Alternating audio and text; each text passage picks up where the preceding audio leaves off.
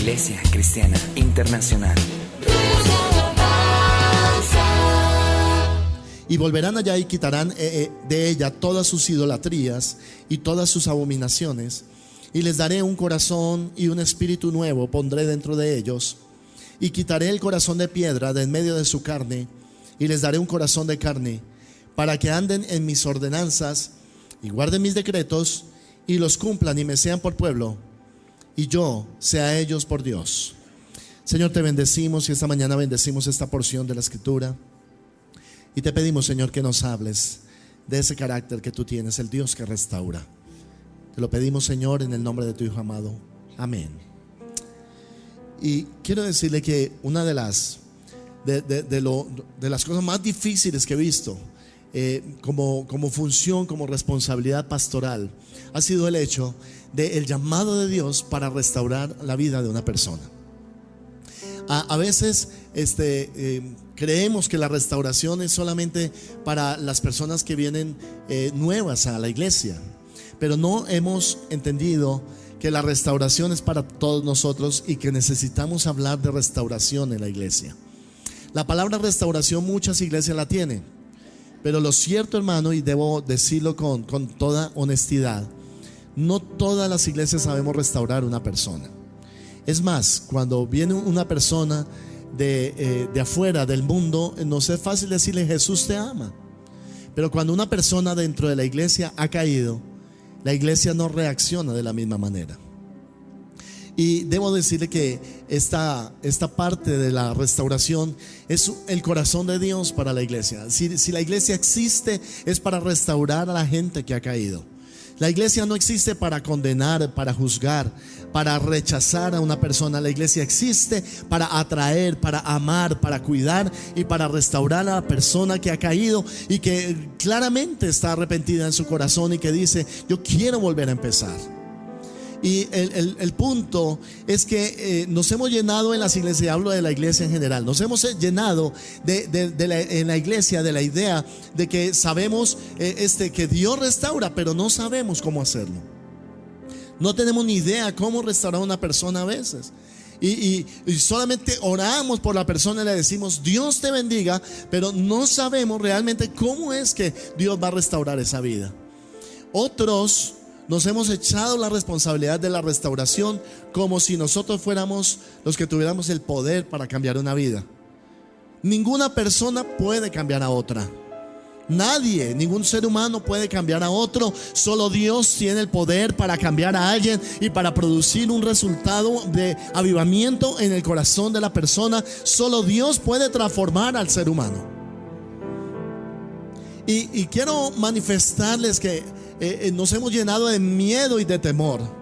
Algunos tienen tanto temor a Dios que ese temor ha causado parálisis espiritual. Y tememos dar el siguiente paso en nuestra relación con Dios, porque a menos de que un corazón haya sido restaurado, a menos de que haya un corazón sanado, a menos de que una persona esté libre de condenación y libre de culpa, libre de miedo y de temor, solo en ese momento la persona va a poder servir a Dios efectivamente. La restauración, hermano, restaurar algo en la calidad que tenía antes de caer.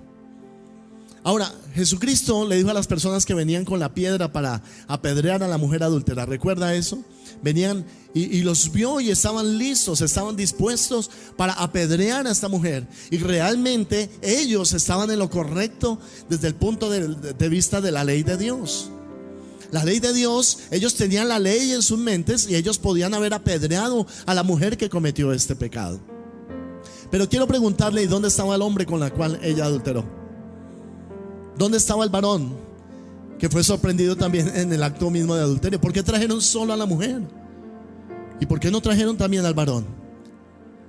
Y en las iglesias nos hemos dedicado, hermano, a examinar la vida de la gente y a ver la vida de la gente, pero hemos sido inefectivos en restaurar a la persona. Para nosotros es más importante qué hizo, cuál fue su pecado, cuál fue su falla, cuál fue su falta. Es más importante sondear o examinar cuál fue el problema de la persona Y como que nos alimentamos de eso, pero no nos estamos alimentando de la fuente adecuada de saber que Dios quiere restaurar a alguien y traerlo a una vida que esté completamente libre de ataduras. El pueblo de Israel que está en esta porción y que leímos, el pueblo de Israel se había alejado del Señor, había abandonado los caminos del Señor. Y al hacerlo, hermano, no lo hizo pensando en que voy a hacer esto. No, eso empezó lentamente y paulatinamente, como empieza todo proceso de caída de una persona. El que es adúltero nunca se imaginó en ser adúltero. Tal vez todo empezó solamente por un agarrón de manos, por una cita afuera de la oficina con una persona que no es su esposa. Nunca se imaginó él llegar a humillar a su hogar. Nunca se imaginó él afectar la iglesia. Él nunca se imaginó afectar a sus hijos, sino que simplemente respondió a aspectos muy sutiles hasta que finalmente se cayó. Y yo siento, hermano, que es la iglesia donde comenzó el problema. Es la iglesia donde debe solucionarse el problema. La iglesia está llamada a restaurar vidas. La iglesia no está llamada a pararse encima, porque cuando cae una persona de afuera que no es cristiana, no nos sorprende, pues está bajo la influencia del maligno. Pero cuando cae alguien adentro de la iglesia, reaccionamos de la misma manera, con un corazón compasivo y amoroso, o más bien criticamos y juzgamos. Jesucristo dijo que cuando cae alguien, no importa si es de afuera o si es de adentro, debemos seguir el mismo proceso en su caída, y debemos ayudar a la persona que está caída a levantarse. La Biblia dice: 7 veces cae el justo y será levantado. Y yo siento, hermano, que aún que haya líderes, que haya pastores, que haya supervisores, no importa la función que tú tenías antes. Hay gente que sirvió en una iglesia antes y ahora no lo está haciendo. Hay gente que enseñó la palabra y ahora no lo está haciendo. Hay personas que fueron aún pastores, aún fueron líderes, pero ahora mismo no están haciendo y correspondiendo al llamado de Dios. Simplemente cayeron. ¿Y en qué momento cayó? No me di cuenta. Y es exactamente esa la condición de la nación de Israel. Ellos dicen: nos hemos alejado de nuestro corazón. Y al alejarse han roto la confianza de aquel a quien aman. Porque hay gente que está cercana físicamente, pero lejana en su corazón. Dios les está diciendo a dónde se fueron. ¿Por qué se han alejado de mí? ¿Por qué ya no están debajo mío? ¿Por qué ya no están bajo mis alas? ¿Por qué han renunciado a esta comunión, a esta relación que teníamos entre ustedes y yo? Dice el Señor. Y dijo: pero aún así yo quiero amarlos y quiero buscarlos. Y hay 5 pasos en la restauración de una persona que yo quiero compartir esta mañana. 5 cosas importantes de la restauración de alguien. Seas tú un líder, un pastor, seas tú un supervisor, seas tú un maestro, necesitas aprender cómo restaurar a alguien. Y necesitas aprender que tú también necesitas restauración. ¿Sabe, hermano? Si no fuera así, la Biblia nunca hablaría de que nosotros pecamos aún después de recibir a Cristo. Porque la condición humana y la naturaleza humana nos llevan exactamente a eso. Y creo yo, hermano, que muchas veces te vas a tener que enfrentar con el pecado. Te vas a tener que enfrentar con el pecado. Sea que lo quieras o no, va a haber un momento en el cual tú mismo te sientas alejado de Dios por tu pecado. Y al no saber cómo reaccionar, el diablo va a venir a poner pensamientos en tu vida y en tu corazón de que tú ya no mereces y ya no eres digno de la compasión del Señor. Porque a él le encanta poner pensamientos de acusación en las personas. La gente autocondenada se separa de Dios con una facilidad impresionante. Nos alejamos de la fuente de gracia. Nos alejamos de la fuente de misericordia, que es el Señor. Y este mensaje, hermano, es para aquellos que por algún motivo han perdido la ruta del Señor. Para aquellos que han caído bajo el engaño del enemigo y en algún momento han pensado en abandonar la lucha y la carrera. Porque, hermano, déjeme decirle que abandonar es mucho más fácil que permanecer. Abandonar es mucho más fácil que pararse firme. Es más fácil abandonar. Esta nación entera nunca se dio cuenta en qué momento dejó los caminos del Señor. Solamente Él dice: hijo de hombre, tus hermanos, hombres de tu parentesco y de toda la casa de Israel, todas ellas son aquellos a quienes dijeron los moradores de Jerusalén: alejaos de Jehová, a nosotros es dada la tierra en posesión. Y el primer paso para restaurar una vida quebrada son 5 etapas, y quiero hacer énfasis en cada una de estas 5. Pero la primera de esas, la primera se llama alejado. Alejado.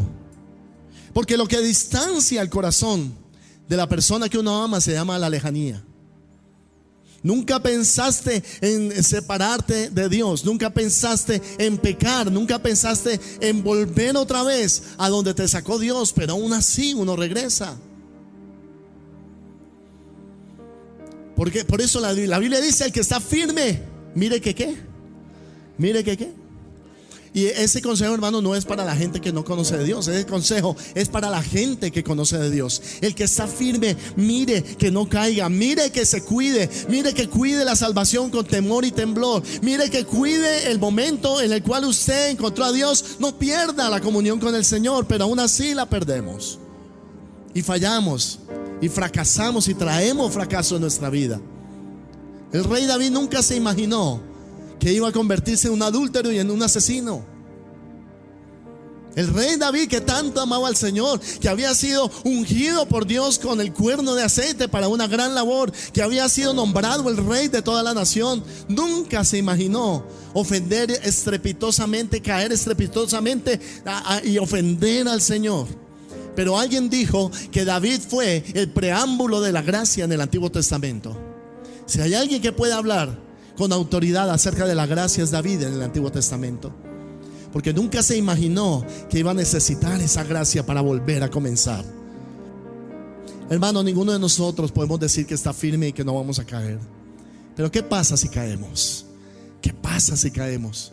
¿Qué pasa si cometemos pecado? Si avergonzamos el nombre del Señor, si nosotros nos hemos alejado. ¿Qué pasa si, como David, hermano, de un momento a otro y en un cerrar de ojos y abrir de ojos, nos convertimos, hermano, en enemigos de Dios en lugar de en amigos de Dios? ¿Será que por eso el Señor nos ha desechado? ¿Será que por eso no tenemos esperanza? ¿Será que por eso Dios no va a hacer nada con nosotros? Y quiero decirle, hermano, que mucha gente viene al Señor, mucha gente viene a las iglesias en este tiempo, pero cuando caen se dan cuenta de que el problema todavía sigue adentro de su corazón y dicen: ¿cómo hago para luchar? Y vienen a la iglesia y debo decirlo, hermano, a veces los pastores mismos, nosotros no sabemos qué hacer. ¿Y qué hacemos con este problema? ¿Y qué hacemos con esta caída? ¿Y qué hacemos con este adulterio? ¿Y qué hacemos con esta adicción? ¿Y qué hacemos? Y la pregunta que nos llena la cabeza, nos rompe la cabeza en este tiempo: ¿y qué hacemos? ¿Cómo hacemos para restaurar a alguien? Y sabe que, hermano, la respuesta no está en nosotros, porque el único que sabe restaurar a alguien, hermano, es el Señor. Oh, Él sí sabe cómo restaurar a alguien. Él sabe cómo restaurar una vida que está caída. Él sabe cómo hacer, se las arregla para que tú vuelvas a comenzar. Se las arregla simplemente para que tú te des una oportunidad en tu propia vida. La gente, hermano, se flagela muchísimo. La gente se ajuete. Estaba en Monserrate hace 3 semanas llevando a un extranjero, y hay gente que sube a pie. Yo recuerdo escuchar de historias de personas que subían de rodillas. ¿Recuerda eso? No sé si a usted le tocó subir de rodillas alguna vez o no. Yo subía trotando, pero hubo gente que sube de rodillas. ¿Y por qué? Porque tiene que martirizarse para sentir que está compensando en algo la falta que él mismo tuvo. ¿Qué pasa, hermano? Cuando nosotros venimos a Cristo, mucha gente llega con condenación, con culpa. Se siente sucio, se siente mal, se siente fracasado, siente que ya no tiene éxito en la vida. Y mucha gente viene así, buscando una respuesta del Señor Jesucristo, y viene a la iglesia. ¿A dónde más va a acudir para buscar esa respuesta? Pero muchas veces, hermano, los pastores ponemos más duda y ponemos más problemas que soluciones en esa persona. ¿Sabe qué, hermano? Hay 5 cosas que tenemos que entender del proceso de restauración de Dios. El primero se llama alejado. Cuando la gente se aleja de Dios, cuando la gente empieza a dudar de su salvación, cuando la gente empieza a dudar de su fe, cuando la gente pone en tela de juicio las obras maravillosas del Señor y dice, yo no me... Voy a pedir a los diáconos que estemos quieticos, sí, por favor, gracias, se lo suplico. La gente siente, hermano, siente una carga tan fuerte que cuando Jesús vio venir, ¿recuerda a quién vino a buscar Jesús? Él dice que vino a buscar a los que se habían perdido: prostitutas, ladrones. ¿Eso quiere decir que todos en la iglesia son malos? No. Quiere decir, hermano, que los que están sanos no tienen necesidad de médico, pero la gente que está enferma son los que necesitan del médico, ¿cierto que sí? ¿Y cuántos de nosotros estábamos enfermos antes de venir a Cristo? Con nuestro corazón ennegrecido, con nuestra boca sucia, con nuestros pensamientos de iniquidad, hermano. Y de allá te tomó el Señor y te trajo y te tuvo misericordia. Y estoy apelando al carácter compasivo de la iglesia. Hermanos, no podemos dejar de ser una iglesia compasiva. No podemos dejar de ser una iglesia, hermano, que tiene compasión con el que se ha alejado. Que el que mira al otro con ojos de misericordia, con ojos de amor. No podemos perder esa senda. No podemos otra vez volver a lo de antes. No podemos cuestionar y juzgar al otro, porque la Biblia dice: con la vara con que tú mides, también serás medido. Y entonces en esa etapa de alejado, hermano, la gente siente que es más fácil aniquilar que construir, destruir que restaurar. Necesitamos una solución en esto. La iglesia no puede perder el carácter restaurador que debe tener. Restauración, volver a colocar algo en la posición original que tenía. Adán y Eva fueron echados de la presencia de Dios por su pecado. Y el símbolo de alejamiento es la espada que se revolvía por todos los lados, como diciendo: no vengan por acá, porque han perdido la senda de Dios. Y esa espada se sigue revolviendo allí, y esa espada sigue impidiendo la entrada nuevamente al jardín del Edén. La Biblia dice que Cristo Jesús murió por los pecadores, para quitar toda maldición de nuestra vida, para pasarnos de muerte a vida y de las tinieblas al reino de su amado Hijo. Gloria a Dios, aleluya. La espada ha sido quitada, la maldición ha sido quitada. Pero a veces la gente no lo entiende. ¿Cómo me vuelvo a Dios si no tengo fuerzas para volverme a Él? ¿Cómo restauro mi comunión con Dios? ¿Cómo me restauro yo si estoy alejado, hermano?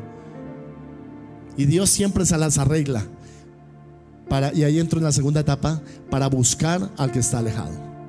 Dios se las arregla para buscar. Dios es un buscador por excelencia, hermano. Dios busca al que va a restaurar. No se puede restaurar sin buscar. No se puede restaurar sin hablar con la persona. Yo no puedo decir: es que yo soy un intercesor, entonces voy a orar y voy a orar por la restauración, pero nunca salgo a restaurar a otro. Recuerde qué pasó con Pedro. Pedro hizo lo peor que puede hacer un apóstol: negar al Señor. Se acercaba la medianoche. El Señor le había dicho: Pedro, antes que el gallo cante, me habrás negado 3 veces. Pedro 1, Pedro 2, Pedro 3, has negado al Señor. Le preguntaron: ¿eres tú de los mismos o de los nuestros? Yo digo: soy de ustedes. Yo no tengo nada que ver con Jesús. No sé quién es Él. Y dice que empezó a maldecir y a jurar en aquella misma hora, porque los que no conocen a Dios solo maldicen. O tus palabras son de bendición, o tus palabras son de maldición. O tus palabras te identifican con Jesús, o tus palabras te alejan de Jesús y del testimonio de Él. Y en ese momento Pedro lloró amargamente, porque las lágrimas del que ha negado al Señor son lágrimas de amargura. Hermano, ¿sabe cuál es el principal y el primer problema en este siglo? Se llama amargura. Amargura. La Biblia dice: no deje que ninguna raíz de amargura te estorbe, de tal manera que contamine a muchos. ¿Cómo yo vengo a la iglesia? yo hago la escuela, asisto al culto, pero aún así puedo ser un amargado. Porque la amargura es un problema del corazón, hermano, que ha sido herido vez tras vez tras vez. Ya no responde de la misma manera. Cuando alguien ha sido engañado, ya no responde de la misma manera. Cuando alguien ha sido criticado, ya no responde de la misma manera. Y ese es el problema de la amargura de nosotros. La amargura tiene que ver con el tener ira, con la falta de perdón, con el resentimiento. La gente vive con eso y vienen a la cruz de Cristo, pero no lo dejan en la cruz de Cristo y sigue llevando la amargura por dentro. Porque alejados de Dios nada podemos hacer. Porque el que se aleja, hermano, pierde. Porque el que se aleja, oh hermano, empieza a morir su corazón. Porque el que se aleja, su fe se derrumba. Porque el que se aleja, hermano, cae postrado y no sabe qué hacer, se desorienta. Pero entonces viene el ministerio del Señor, que es buscar al que está alejado. Lo busca. La Biblia utiliza esta pintura para definir al que buscó, y habla de Jesús en Juan 20 buscando al apóstol Pedro. Es Jesús el que busca a Pedro, no Pedro el que busca a Jesús. Pedro no tenía las fuerzas. Pedro estaba herido. Pedro tenía su corazón mal, estaba lleno de amargura. Y la pintura que utiliza la Biblia es definiendo a Jesús buscando a Pedro y no Pedro a Jesús. Y dice que cuando Jesús se fue, Pedro no le reconocía, porque el que está alejado no reconoce las cosas de Dios. El que está alejado no reconoce a Jesús. El que está alejado pierde la perspectiva, ya no, las cosas de la fe no lo llenan. La palabra de Dios deja de ser relevante para él. El que está alejado se pierde el sentido de la fe. Y ojo con eso, hermano, porque cuánta gente hay en nuestras iglesias que están así, llenos de amargura, de falta de perdón, de resentimiento, engañados. Esta gente, hermano, prefiere botar la basura debajo de la alfombra y decir aquí no ha pasado nada, que sacar la basura y exponerse. Nunca ningún proceso de restauración se hizo, a menos, hermano, de que confrontáramos con la verdad. Jesús es un buscador por excelencia. Nuestro evangelio es de búsqueda, hermano. Nuestro evangelio no es de esperar a que nos busquen. Nuestro evangelio es de salir a buscar a los que se habían perdido, de salir a buscar al alejado, de salir a buscar al que está triste, al solitario, al desamparado, al malhumorado, al iracundo, al maldiciente. A ese es que tenemos que buscar. Y nos dice el Señor: ustedes también quieren ser buscadores conmigo. ¿Cuántos quieren ser buscadores conmigo? El cuadro que nos pinta el Señor es del pastor que contó sus ovejas y le faltó una. Y dijo: cuento 99. Y volví y contaba y dijo: no está la oveja perdida. ¿Qué se hizo? Póngale el nombre a esa oveja perdida: Esther, Pablo, Juanita, Pedro, Jacinto, Jacinta. No sé qué nombre le vamos a poner. Póngale el nombre a la oveja perdida. Y la actitud del Señor fue: la voy a buscar arriba, abajo, en los valles, en los montes, en las cuevas. Voy a ir hasta donde pueda encontrarla. Y cuando llegó, dice, la encontró. Porque Él busca al que está alejado. Él busca al que está perdido. Él no ha desechado a ninguno. Él no desecha a nadie, porque Él es Dios amoroso y compasivo. Aleluya. Y dice que la encontró. Y qué alegría, hermano, encontrarla. Pero esa era la solución. ¿Ya estuvo listo? No. En este segundo paso es buscar. Mire lo que dice el versículo 17. Dice: di por tanto, en Ezequiel 11, así ha dicho Jehová el Señor: yo os recogeré de los pueblos y os congregaré de las tierras en las cuales estáis esparcidos, y os daré la tierra de Israel. ¿Sabe, hermano, que el mejor ejemplo del amor de Dios, del amor compasivo del Señor, es usted mismo? Dios lo buscó a usted. No fuimos nosotros los que estábamos buscando al Señor. Es Él el que nos buscó a nosotros. Tú no elegiste al Señor, es Él el que te eligió y te sacó. Dice: nos sacó del lodo cenagoso, nos levantó. ¿Para qué, hermano, te buscó? ¿Para dejarte igual? ¿Para dejarte las mismas? Para que tú dijeras: bueno, me buscó, pero ¿y ahora quién me quita este dolor? ¿Y quién me quita la angustia de mi corazón y de mi alma?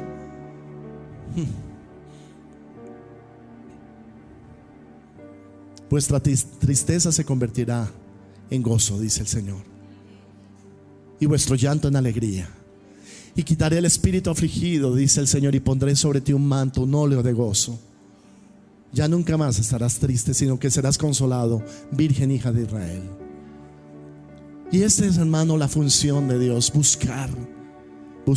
Él está buscando alrededor de la tierra por gente que escuche ese llamado. Y yo tengo que ser santo, y yo tengo que ser limpio, y yo tengo que, para acudir al llamado de Dios, no. Y nosotros, hermano, ¿por qué a alguien que viene afuera le hablamos del amor de Dios, pero a alguien que cae aquí en la iglesia le hablamos del juicio de Dios?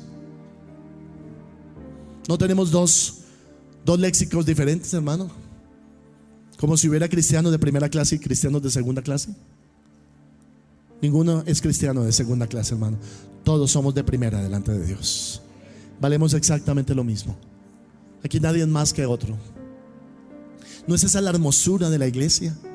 Que cuando yo llego a un lugar, hermano, donde me siento identificado, porque todos los demás tienen las mismas luchas que yo. ¿Y qué están haciendo con sus luchas? ¿Y qué estás haciendo con esto y con lo otro? ¿Y qué estás haciendo para ser un vencedor? Oh, hermano, déjame comentarte que ninguno que no ha caído todavía puede ayudar a otro que está caído. Solo cuando tú eres, oh, qué lindo esto. Solo cuando tú has recibido la compasión del Señor puedes ser compasivo con otros. Solo cuando tú has recibido el perdón de otros, hermano, puedes perdonar a los demás. Solo cuando tú has sido testigo de la misericordia y del amor de Dios, puedes darle ese amor y esa misericordia también a otras personas, hermano. No hay ninguno, hermano, que no haya pasado por esto. Todos hemos pasado por el valle de la sombra de la muerte, y aún así lo hemos convertido en fuente cuando la lluvia llena los estanques. Todos hemos atravesado por el desierto de la noche oscura del pecado. Todos hemos atravesado por la caída, hermano, por perder algo de la gracia de Dios, hermano. Todos. Y sin embargo no podemos juzgarle, ni podemos criticarlo, ni abandonarlo, mucho menos enterrarlo en su soledad. Así como el Señor busca, tenemos que buscar también. Conviértete en un buscador de aquellos, hermano, desesperanzados, de los tristes, de los abandonados, de los afligidos, de los enfermos, de los iracundos, de los malhumorados, de los amargados. A esos búscalos, hermano. A esos acéptalos. A esos, hermano, edifícalos. Porque los maestros enseñando a los maestros, ¿para qué? Y los eruditos enseñando a los eruditos, ¿para qué, hermano? Pero que el maestro busque al que no sabe. Que el que académicamente está preparado busque al que intelectualmente no tiene los recursos. Porque hay algo que tú tienes en tu cabeza, hay algo que tú tienes en tu corazón que puedes darle a los demás y que están esperando por recibir. Decimos, oh, pastor, aquí no hay nadie a quien enseñarle. Oh, hermano, eso es falso. A tu alrededor, hermano, hay gente que está esperando que se manifieste la gloria del Señor en ti para enseñarle. Hay principios de Dios que Dios te ha comunicado a ti. Hay una revelación de Dios. Has tenido una revelación pequeña, mediana, grande, pero tienes una revelación de Dios. Y ahí, hermano, lo que quiero decirte es que si hay un padre que ama a su hijo, aun cuando su hijo se vaya a la casa, no por eso dejará de amarlo y de buscarlo como su propio hijo. ¿Cuántos son hijos del Señor? Y quiero que sepas, hermano, que el que seas un hijo de Dios hace que el Señor te busque, hermano, por cielo y por tierra hasta encontrarte. Él ha tratado contigo, Él te ha buscado, hermano, porque vales mucho para Dios, porque te ama, porque valiste el precio de la sangre del Señor, y porque eres un hijo de Dios. Nunca dejarás de ser su hijo. Compórtate como un hijo de Dios. Compórtate como un hijo. La parábola del hijo pródigo nos habló de un padre que perdió a su hijo. Se perdieron 3 cosas en ese pasaje: una moneda, una oveja y un hijo. Y las 3 cosas fueron encontradas. La moneda se encontró, la oveja regresó y el hijo regresó a su casa. ¿Y por qué, hermano, cuando nosotros venimos a la iglesia nos sentimos condenados? ¿Y por qué nos sentimos juzgados? Y sentimos, hermano, que no tenemos escapatoria. Como si Dios estuviera ahí esperándonos solamente para acabarnos. Dios no está para acabarte. Dios está para restaurarte. La palabra gracia vino a través de Jesucristo. Y Él vino lleno de gracia y de verdad. Gracia, regalo inmerecido. No me lo merezco, pero Él me lo da. Gracia a la justicia de Dios aplicada en mi vida sin que yo me lo merezca. Gracia, hermano, es que Él está dispuesto a lavar mis culpas, a limpiarme, a dejarme limpio, a restaurarme. Y quiero decirte que ese es el tercer paso en la restauración. Hablamos del primero, ¿cuál fue? Alejado. El segundo, buscado. Y el tercero, limpiado. Limpiado. Y en el tercer paso de la restauración, hermano, que los que están lejos se acercan. Que los que viven sin esperanza y sin ley en el mundo se ajustan a una norma que para ellos era ya desconocida. Los principios de la palabra de Dios. Oh, hermano, mucha gente lucha para hacer lo que dice la Biblia que haga. Y se da mañas y falla y fracasa y dice, pero ¿cómo hago para cumplir la ley de Dios? No se puede cumplir humanamente la ley de Dios. Necesita recibir un nuevo corazón, hermano. En la limpieza, el Señor ahí en el pasaje que estamos estudiando, Él dice de la siguiente manera, dice, y les daré, versículo 19, un corazón y un espíritu nuevo pondré dentro de ellos, quitaré el corazón de piedra de medio de su carne y les daré un corazón de carne. Tiene que hacer una cirugía al corazón. Volver a empezar requiere una cirugía de corazón abierto. El médico sabe que el cáncer se extirpa desde la raíz. Que si queda algo de ese cáncer adentro, vuelve y coge fuerza y vuelve y ocupa el espacio que tenía antes. Muchos de nosotros traíamos el cáncer del pecado. Y cuando llegamos a la iglesia, ¿qué se espera que haga la iglesia? Que restaure ese corazón. ¿Cómo lo hace, hermano? Con la limpieza de la sangre de Jesús. Cantábamos un himno. ¿Quieres ponerme en mí, por favor? Cantábamos un himno diciendo, oh, la sangre de Cristo. Oh, la sangre de Cristo. Oh, la sangre de Cristo, como la nieve me limpió. El verso dice, yo deshice como una nube tus rebeliones y como niebla tus pecados.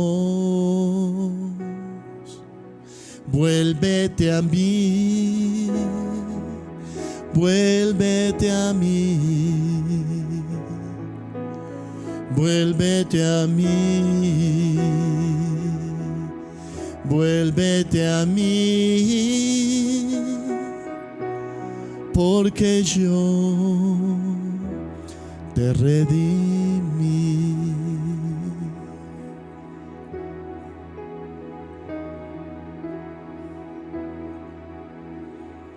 De no ser por la sangre de Cristo, ¿dónde estaríamos nosotros?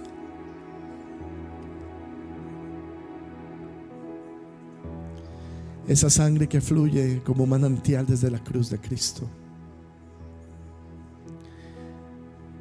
Juan dijo, la sangre de Jesucristo, su Hijo, nos limpia de todo pecado. Y aun cuando hubiéramos cometido pecados, abogado tenemos para con el Padre a Jesucristo el justo.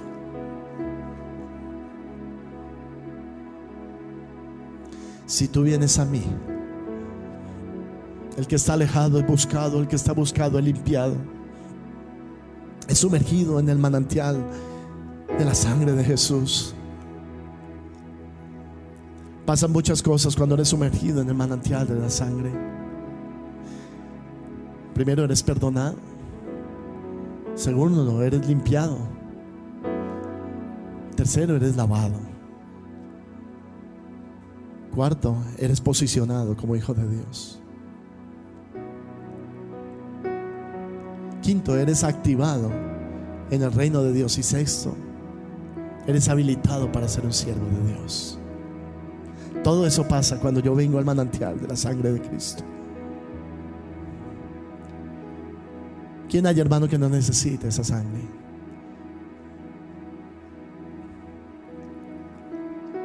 yo deshice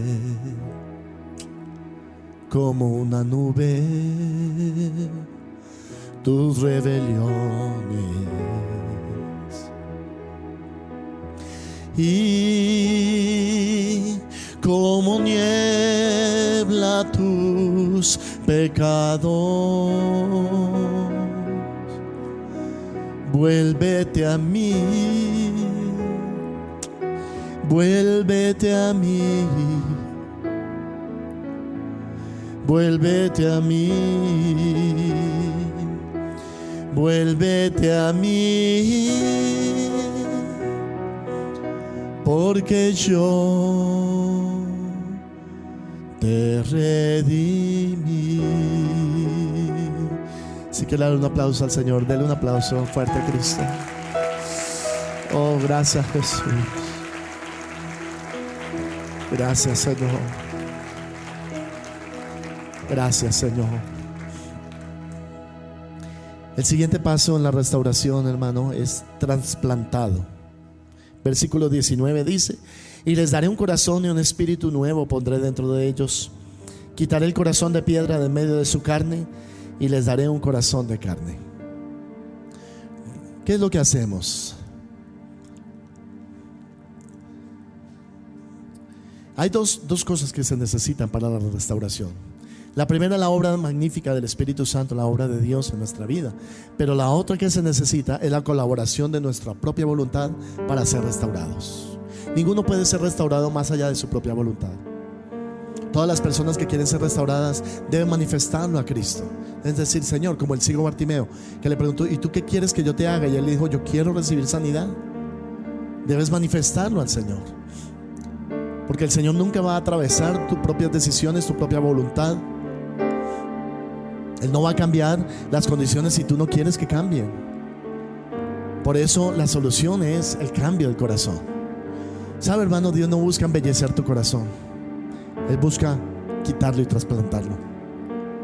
¿Cuánto necesitamos un trasplante de corazón, hermano? El que teníamos anteriormente no nos ayuda porque es un corazón duro como la roca. ¿Sabe que el pecado endurece? El engaño del pecado endurece el alma. La gente se vuelve insensible, hermano. Pueden estar alrededor gente que necesite recibir compasión y no siente absolutamente nada por ellos. La compasión del Señor era tanta que cuando veía a la gente decía, llorando, decía: son como ovejas que no tienen pastor. ¿Qué necesitaban esas ovejas? Un pastor. ¿Qué necesitaba la gente? Un pastor. Y dice la Biblia: y os daré pastores conforme a mi corazón. Debemos orar que el Señor nos dé pastores conforme a su corazón, hermano. Un pastor que entienda, un pastor que comprenda, que me vuelva al Señor, que me encamine, que me direccione. En este paso del trasplantamiento hay un redireccionamiento de Dios hacia las cosas que antes yo no entendía, ahora las entiendo. Los aspectos espirituales de la vida ahora los amo. La presencia magnífica de Dios ahora la extraño. Quiero correr hacia la iglesia, quiero correr en oración, quiero dedicar mi vida al servicio de Dios. Ahora, hermano, hay una nueva perspectiva de la vida. Cuando tenemos un corazón nuevo, hermano, ahí surge la alegría, el gozo. La tristeza se queda como cosa del pasado y viene algo nuevo, hermano, que es un manantial del río del Espíritu Santo en nuestra vida. El que cree en mí, como dice la Escritura, de su interior correrán ríos de agua de vida. Ríos rebosantes que vas a poder compartir con cientos de personas.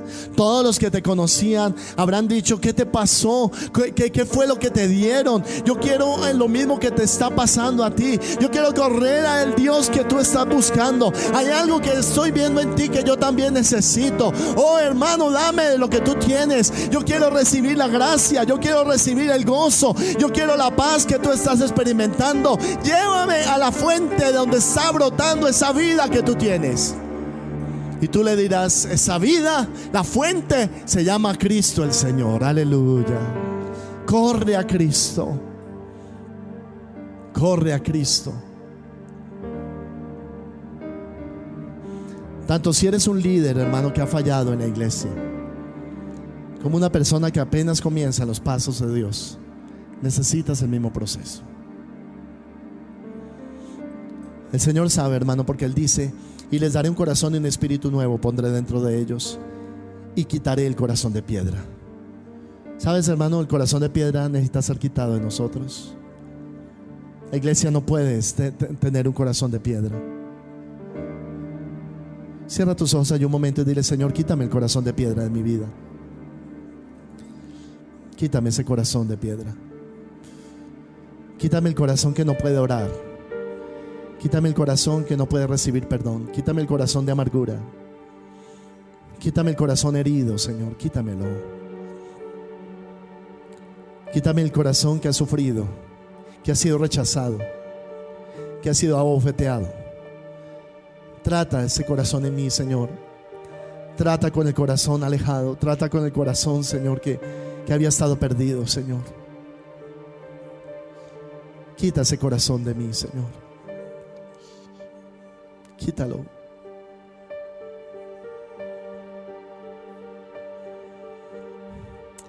Señor,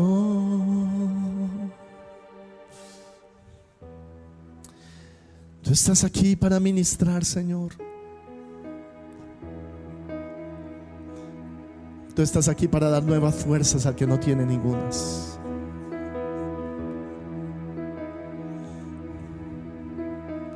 Porque no has venido a buscar a los perfectos, Señor, sino a los imperfectos.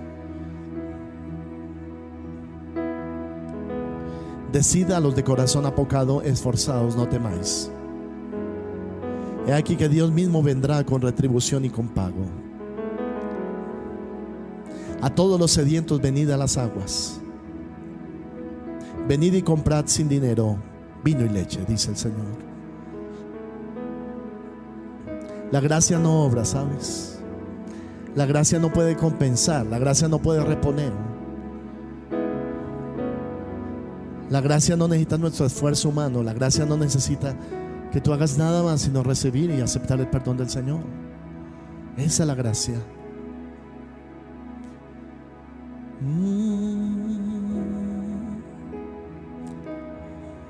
Recibe la gloria, Señor, en esta hora, Padre.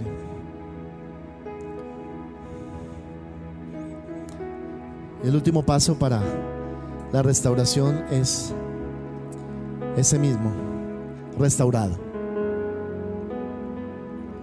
¿Cómo sabemos que alguien está restaurado, hermano? Alguien está restaurado cuando empieza a dar fruto en su vida. Alguien está restaurado, hermano, cuando llega a su hogar y restaura a sus hijos. Alguien está restaurado cuando llega a la oficina y dice: usted es otro jefe, ya no nos gritas, ya no utilizas ese lenguaje vulgar que utilizabas para referirte a nosotros. Cuando su empleada del servicio llega a la casa, si la tiene, llega a la casa y dice: qué bueno tener jefes como usted. Usted está restaurado cuando se convierte, hermano, en una solución para otros. Usted está restaurado cuando de repente empieza a pensar en los demás y dice: esa persona necesita restauración, yo quiero ayudarla a caminar como debe ser. Usted está restaurado, hermano, cuando le recibe una vida nueva, una vida que antes no tenía. Sus ojos brillan de manera diferente. La adoración y la alabanza, hermano, es un privilegio en ese momento de la restauración. Hablar de Cristo se convierte en algo fácil, porque no estoy hablando de algo que no conozco, sino de algo que ya conozco. Si usted ha probado algo que le gusta, hermano, le recomienda a los demás y le dice: uy, pruebe el arequipe de bayuno porque es delicioso. Pruebe la cazuela de frijoles antioqueños. Pruebe el postre de natas, es exquisito, pruébelo. Usted se lo recomienda a otro porque lo ha probado. Cuando usted viene a Cristo y recibe esa restauración en su vida, usted inmediatamente sale y se convierte en un buscador de otros. Puede pensar en una o dos personas que necesitan ser buscados por usted. ¿Cuántos dicen amén? ¿Cuántos ya pensaron en alguien? Levante la mano si ya pensaste en alguien que tú tienes que buscarlo, hermano. ¿Qué tal si lo traes el otro domingo y lo buscas? Y dices: sabes, Dios me mandó a buscarte.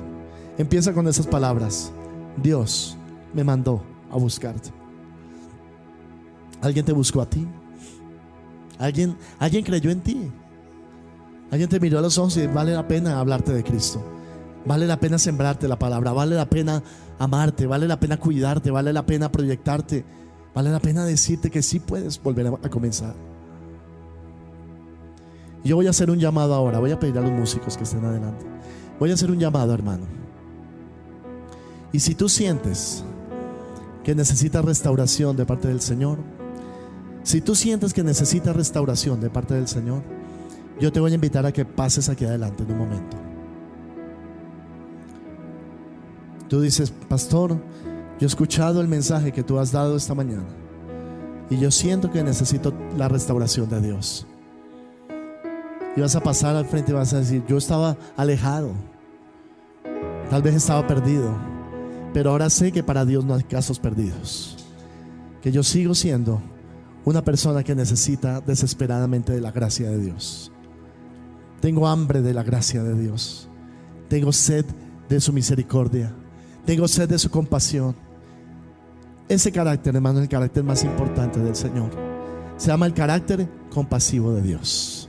Póngase de pie, por favor. Levante sus manos al cielo. Implore esa gracia, implore esa misericordia de Dios. Levante su voz, implórela y dígale: Señor, yo necesito desesperadamente de ti, Señor. Necesito tu gracia, Padre. Necesito tu restauración, Señor.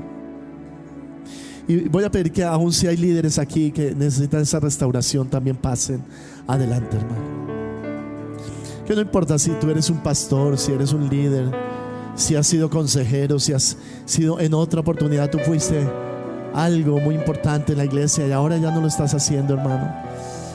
Yo quiero que tú te vengas para acá, para adelante, y vamos a estar orando por ti.